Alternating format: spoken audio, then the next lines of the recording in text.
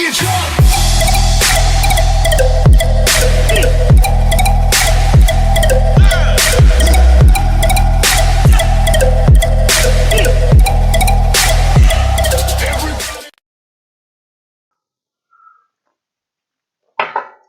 Well, good summer everybody and welcome at E36 vlog 45 handbrake shoes. Well, it's summer vacation at the moment, so I'm supposed to work at the E36 right now. But because of the baby and the new house, the E36 is on a low fire at the moment. On top of that, my E46, so my daily drive, is asking a lot of my attention, what means a lot of my time and my money. And on top of that, the E46 is late for its yearly check, so I really have to work on it. A thing that I have to exchange for sure are the handbrake shoes. So I ordered them. Always double check your numbers before ordering and opening it. I used real OEM. You can choose whatever you want to, but double check it. In this example, my car is from 2000 month 9, so September. That's pre-facelifted before and facelifted after. So the outside of my car is pre-facelifted, so that's old, and the inside is new with the M45 engine, so it's facelifted. Afterwards, I also facelifted the outside of the car, but that's a different story. The point is also double check. Always double check your part number. Well, I didn't know if you have to order 2 sets, but if you order a set of handbrake shoes, you will get 4 pieces, so 2 at the left and 2 at the right. What I also ordered are some new springs and clamps. Like you can see, they are original. I have Brembo disc brakes, so I wanted to order them from Brembo as well. But I found a website where you get a 50% discount on these original ATA parts. So that's the reason why I ordered it there. I'm not going to advertise, so if you want to know the website or have other questions for me, just ask. So how does it work? Well, handbrake and handbrake shoes, well, it's not the rocket science, guys. Thing is, when you pull up your handbrake, you will pull a wire, and that wire will pull your handbrake shoes to the outside. And there are your disc brakes from the inside. It hits there. That's the way how it breaks.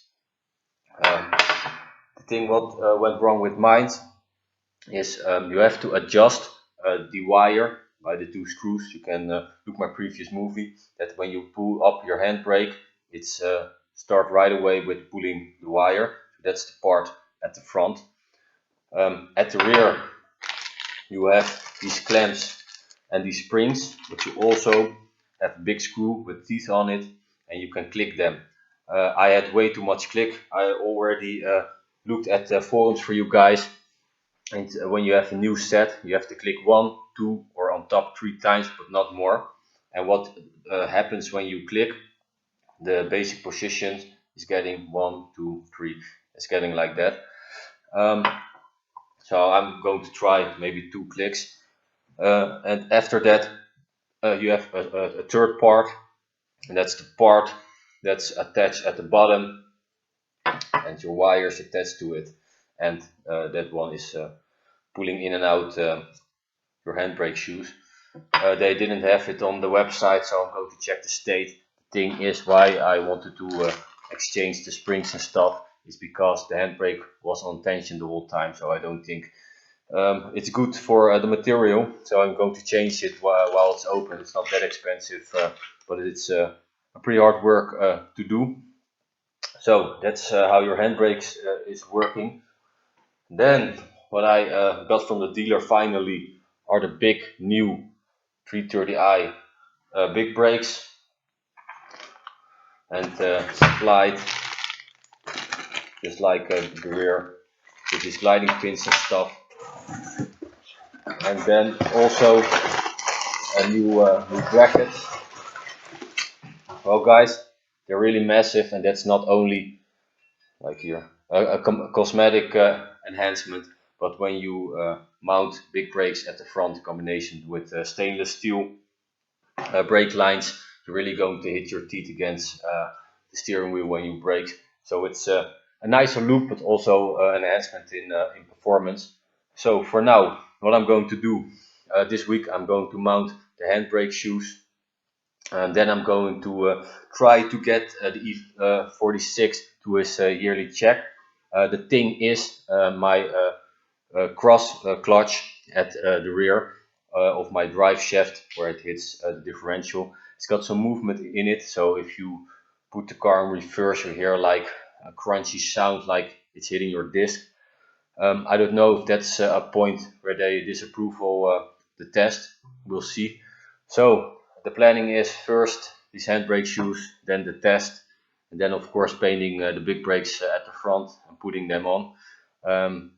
Then I'm going to explain you guys how to bed in your new brake pads and new disc brakes. That's very important for your performance, but also for the endurance. But that's a thing for later. First this, and we work from there. So this week we're going to start. Stay tuned and follow this move. There's seriously a heat wave going on over here, and what I'm going to do is work at the BMW, of course. But I remember when I was 17, I was driving my scooter in the winter, my fingers were frozen, and then I said I'm never going to say that it's too hot, so I'm not going to say it now either. About the handbrakes, you can do it yourself, but remember, you're messing with your brakes, so if you don't know how to do it, don't do it, or let somebody help you who does, because you're playing with your brakes, and when they get loose, you can get seriously damaged or in a dangerous situation.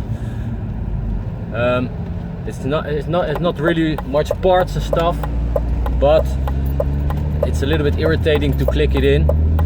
I'm not really worried about that, but I am worried a little bit about the adjustment to do that good. It's not that your car is not working when you don't do the adjustments good, but you've seen what it does with my car when it's too tight. But I'm going to fix it. First put some gas in and then start the reparation of the handbrake shoes.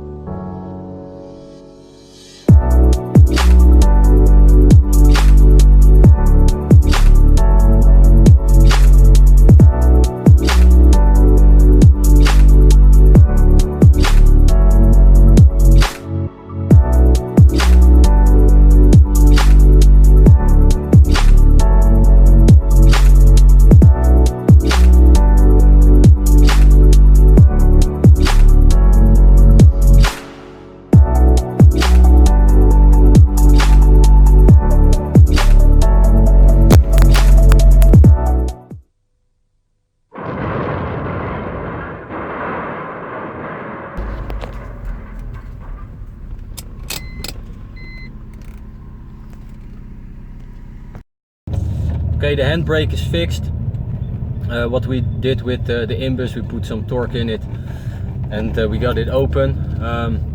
First we attached the right side and then the left side, so that was okay. We needed a little bit more than 1, 2, 3 clicks. I think about 4 or 5 or 6, but that's allowed. The front was easy, just at the grabbing point. The only thing was the springs that were delivered were too long, so always pay attention and compare your old ones with your new ones. My old ones were a little bit more smaller. They were in a good condition, so we used the old ones. So it's fixed. Next week the yearly check, and then E46 is done for now, except for the squeaking sound. One last thing, when you put in the gearbox in neutral, so you can twist your wheel to get to the imbus, you're pushing in your brake when you have an automatic. That means that your brake cylinder is coming out, so you need to push it back when you want to put your brakes back on. So make sure you don't use your brake, so put it in neutral when you start working, or make sure you got the right tools to push the cylinder back. That was a problem, but we fixed it. It's a little tip, forgot to tell you guys, but still done it. Be aware of the fact that your handbrake shoes has to bed in. You have to put them a little bit more to the outside than you would think. When you twist your wheel, you hear them grinding a little bit.